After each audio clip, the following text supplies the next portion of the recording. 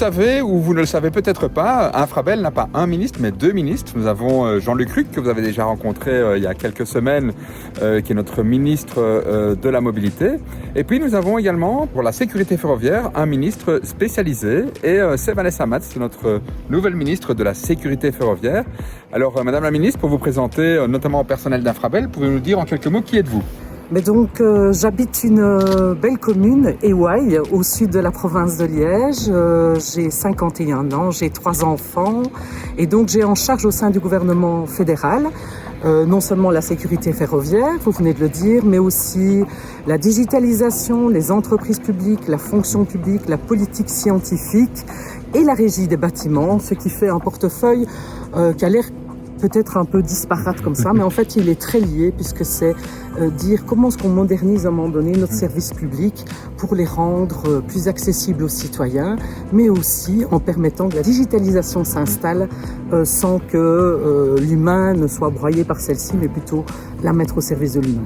Pour revenir sur la sécurité ferroviaire, c'est un thème qui tient très à cœur ce gouvernement, puisque les objectifs très très élevés en termes de sécurité ferroviaire ont été confirmés par ce gouvernement.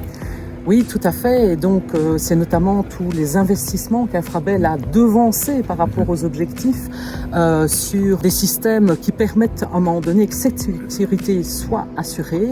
Et donc, j'ai découvert aussi au travers d'une visite vraiment toutes les compétences qui sont mises au service de cette sécurité, non seulement au travers de la digitalisation et d'un réseau qui est sûr et qui permet que les trains circulent en toute sécurité, mais aussi au travers de systèmes performants qui permettent que les trains, à un moment donné, soient intelligents par rapport à un certain nombre d'obstacles qu'ils rencontreraient. Alors, vous venez de faire une première visite de terrain. Chez nous, on nous a dit que vous aimiez bien ça, les visites de terrain, donc on va vous revoir régulièrement, je pense. Voilà, enfin, j'aime bien, j'ai horreur de prendre des décisions quand je ne connais pas les choses, quand je ne connais pas les acteurs qui contribuent à la politique.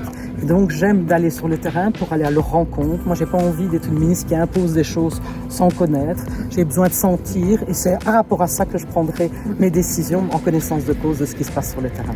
Bien, merci beaucoup en tout cas pour votre enthousiasme et votre soutien, et au plaisir de vous revoir. Merci aussi à vous pour votre engagement.